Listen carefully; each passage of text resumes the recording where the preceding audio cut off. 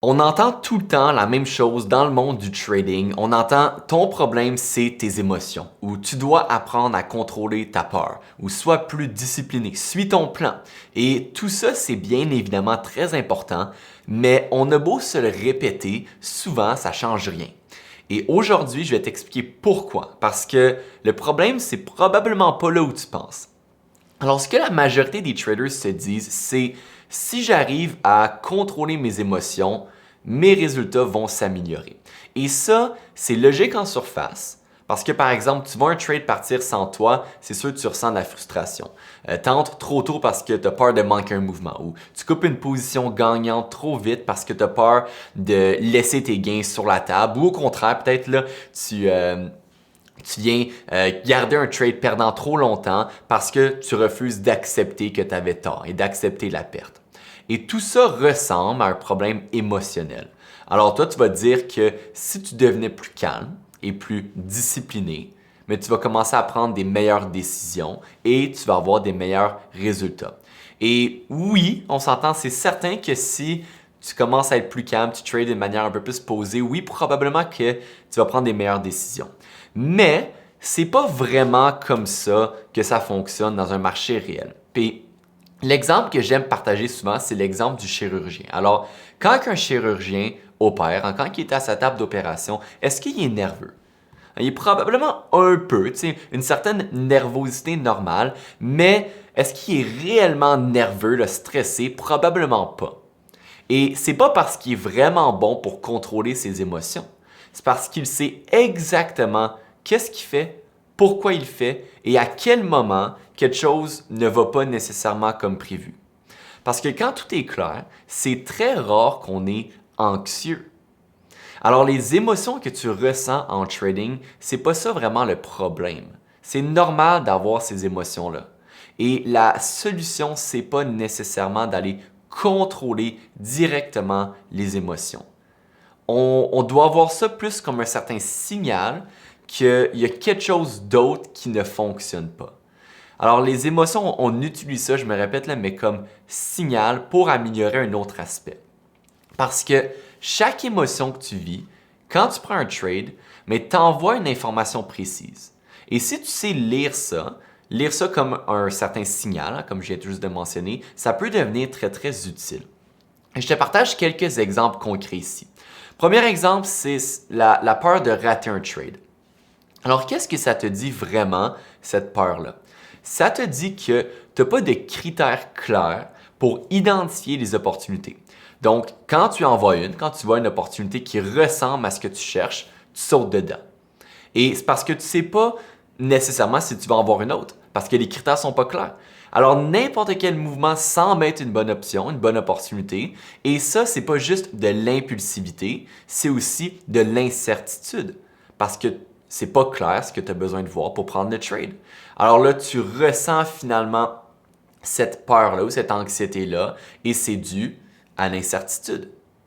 Et ensuite, on peut avoir l'anxiété pendant le trade, qui est un autre bon exemple. Et quand tu ressens ça, quand tu commences à être vraiment anxieux alors que tu gères ton trade, c'est souvent parce que tu n'as pas défini à l'avance ce que tu attendais que le marché fasse. Alors, tu n'as pas d'hypothèse claire, tu es simplement entré, tu as pris le trade, mais tu ne sais pas vraiment pourquoi ça devrait fonctionner et tu ne sais pas à quel moment tu as tort. Alors, chaque bougie qui bouge contre toi devient stressant parce que tu n'as pas de référence pour finalement interpréter ce que tu vois. Un autre exemple, ça serait le classique, la difficulté à couper la perte. On en a parlé un peu plus tôt. Il y a beaucoup de traders qui ont ce problème-là, où est-ce que tu as une certaine perte et là, tu n'es pas capable de respecter ton stop loss. Mais qu'est-ce que ça te dit réellement? Ça te dit que tu n'as pas placé ton stop loss selon la logique du marché et selon l'analyse que tu avais faite. Tu l'as simplement placé souvent selon, par exemple, ce que tu peux te permettre de perdre, selon ton portfolio. Alors maintenant, le prix approche graduellement ce stop loss-là, mais ton cerveau te dit que si tu coupes le trade, tu as tort. Alors, c'est très difficile de prendre cette décision-là parce que c'est une décision émotionnelle. Mais si tu avais déjà une invalidation qui était claire, là, couper la perte, ça serait super facile parce que ça serait finalement une décision technique et pas une décision émotionnelle. Puis un dernier exemple que je peux te partager, ça serait le revenge trading, qu'on connaît très bien, qui est ce que tu fais après une perte. Alors, quand tu fais ça, quand tu prends un trade selon, je vais appeler le revenge trading, ça veut dire que tu n'as pas de processus pour réellement évaluer si un trade était une bonne décision ou non. Alors là, tu juges le trade par le résultat, ce qui veut donc dire qu'une bonne perte veut dire que j'ai maintenant une erreur à corriger immédiatement. Alors qu'est-ce que tu fais? Mais souvent, tu rentres trop vite pour aller récupérer la perte sans te demander si les conditions sont réellement bonnes. Alors, c'est quoi le pattern qui ressort quand on regarde vraiment les différents exemples que j'ai partagés? Bien, dans chaque cas, l'émotion n'est pas la cause. C'est plus la conséquence d'un manque de structure. C'est la conséquence d'un manque de cadre clair de trading qu'on va discuter dans quelques instants. Alors, voilà ce qui se passe réellement. Quand tu prends un trade sans avoir clairement défini une bonne hypothèse, puis vraiment sans avoir un bon processus, tu ne peux pas vraiment savoir. Finalement, ton cerveau, il a de la misère à prendre des bonnes décisions parce qu'il doit compenser en temps réel. Alors, je ne sais pas si ça a du sens, mais c'est vraiment, vraiment important. Si tu n'as pas une bonne hypothèse qui représente exactement ce que tu veux voir, qui représente exactement ce que tu t'attends à ce que le marché fasse pour une raison précise, mais si tu ne peux pas te fier sur ça, ton cerveau ne va pas avoir le choix de compenser en temps réel. Et là, on parle souvent sous pression. Et si sous pression, tu ne peux pas te retourner vers quelque chose de technique et quelque chose d'objectif, mais tu n'as pas le choix de te retourner vers tes émotions. Et c'est ça le vrai problème. C'est pas que tu sois émotif, mais c'est que tu demandes à ton cerveau de prendre des décisions qui sont souvent extrêmement complexes sans lui donner le cadre qu'il a besoin pour les prendre correctement. Alors en trading, si chaque trade ressemble à une improvisation, si tu dois décider en temps réel si c'est le bon contexte, si l'entrée est bonne, si le stop loss est bien placé, si tu devrais rester dans le trade ou sortir, ça va jamais fonctionner.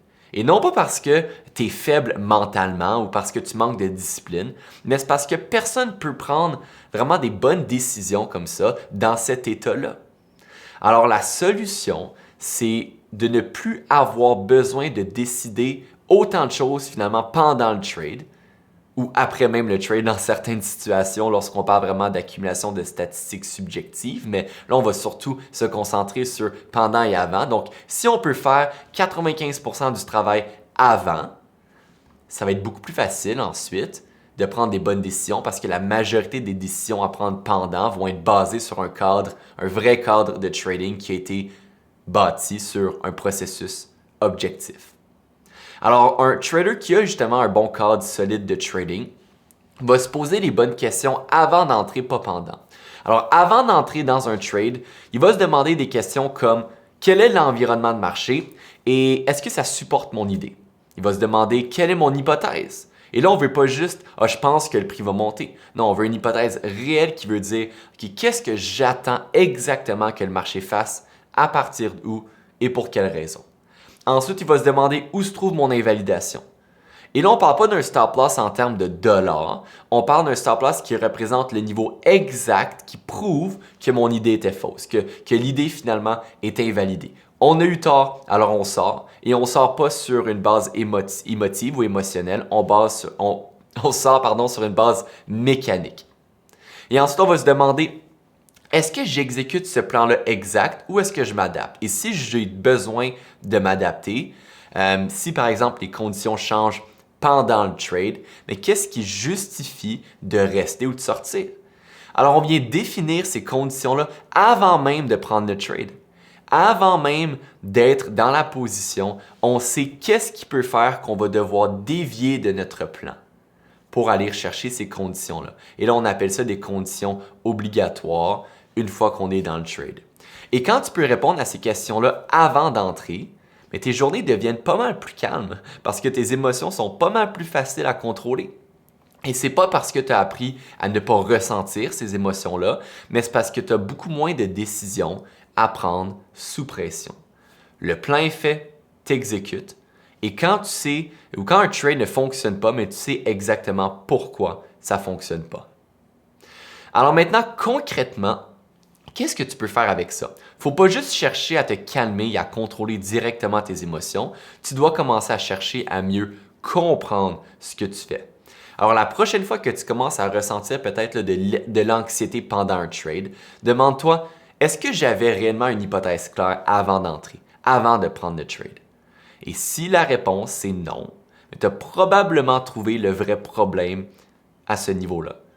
Le problème pour, bien évidemment, gérer tes émotions.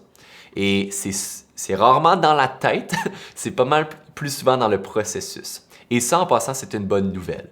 Parce que c'est pas mal plus facile d'aller contrôler un processus que de contrôler directement des émotions parce qu'on est quand même des êtres humains, on va toujours ressentir ces émotions-là. Parce qu'un processus, ça se construit et ça s'améliore facilement. On peut graduellement améliorer nos stratégies, accumuler nos statistiques, garder notre journal. On peut vraiment travailler sur respecter un plan, améliorer nos analyses. Et là, une fois qu'on commence à vraiment améliorer ces aspects-là, lorsqu'on ressent les émotions arriver, on n'a pas à se retourner vers la peur ou l'anxiété, on se retourne vers quelque chose de beaucoup plus concret, qui est justement notre processus, qui peut être par exemple un fichier Excel avec exactement ton taux de réussite, ton ratio risque-récompense sur chaque trade. Et là, tu peux te dire, OK, pourquoi est-ce que j'ai peur en ce moment? Si je regarde mon fichier, mais j'ai gagné 75 des 100 derniers trades que j'ai pris et à chaque fois, finalement, je gagne 3 fois plus que lorsque je perds. Alors, il n'y a aucune raison objective d'être stressé ou d'être anxieux parce que je sais que si je respecte mon processus, je vais être rentable sur le long terme. Et là, quand on parle de journées de trading qui sont beaucoup plus calmes, c'est vraiment ça que je fais référence. Alors, je t'invite à commencer par travailler sur 3 choses pour que ce soit peut-être un peu plus spécifique et précis pour commencer, pour que ce soit plus simple. Premièrement, je t'invite toujours à définir clairement tes conditions d'entrée. Alors, on ne veut pas des patterns vagues, on veut des conditions précises que tu peux identifier avant d'entrer. Deuxièmement, travaille sur tes hypothèses. Alors, avant chaque trade, écris exactement ce que tu attends que le marché fasse et pourquoi. Et si tu ne peux pas le décrire clairement, tu n'es pas prêt à entrer. Puis troisièmement, place ton stop loss selon la logique du marché et selon ton analyse. Viens oublier l'aspect monétaire et concentre-toi sur l'aspect technique. Et là, ça va être beaucoup plus facile de respecter cette invalidation-là. Alors, pour faire un petit recap, la gestion de tes émotions en trading, c'est le symptôme, c'est pas le problème. Alors, tu ne deviens pas constant en apprenant à ne rien ressentir, tu deviens constant en construisant un cadre qui est tellement solide là, que tes émotions n'ont plus de décisions importantes à prendre à ta place. Alors, c'est un travail qui est différent, mais c'est le bon travail. On met les efforts à la bonne place. Alors, je ne suis pas en train de dire que méditer, par exemple, avant une journée de trading, ça vaut rien. Parce qu'au contraire, ça aide énormément. Je ne suis pas en train de te dire d'aller améliorer d'autres aspects de finalement peut-être ta vie personnelle pour améliorer ta gestion d'émotions. Je ne suis pas en train de te dire de ne pas être actif, par exemple, parce que ça l'aide énormément. Tout ça, c'est sûr et certain que ça va aider. Mais la réalité, c'est que c'est souvent beaucoup plus difficile de vraiment là, aller contrôler professionnellement cet aspect-là du trading et de notre être vraiment humain, là, aller contrôler ces émotions-là. C'est beaucoup plus difficile que simplement se dire j'ai un processus, je respecte mon processus et en cas de doute, je me tourne vers ces données objectives-là qui sont basées sur mon processus. Alors, j'espère réellement que ça a du sens. Puis écoute, j'espère que tu as apprécié cette vidéo-là. Je pense que c'est un aspect qui n'est pas discuté assez dans le monde du trading. Alors, c'est important pour moi de te partager vraiment un peu plus d'informations à ce niveau-là. Si tu as des questions, n'hésite surtout pas. Je t'invite à les laisser dans les commentaires juste en dessous. Et si jamais tu souhaites avoir notre aide personnelle pour finalement là, atteindre la constance dans ton trading, on peut absolument t'aider et je t'invite à commencer par réserver un appel stratégique avec nous. Alors, cet appel-là, ça va être directement avec moi ou avec un membre de mon équipe et ça va nous permettre de mieux comprendre ta situation et on va pouvoir voir ensemble comment on pourrait t'aider. Alors, si jamais tu regardes ça sur YouTube, tu peux trouver le lien juste en dessous dans la description. Et sinon, si par exemple tu écoutes ça sur Facebook, mais tu peux laisser un commentaire juste en dessous encore une fois et je vais pouvoir communiquer directement avec toi pour te donner toutes les infos. Alors sur ça, j'espère que tu as apprécié. Je te souhaite une bonne fin de journée, un bon trading. Au revoir.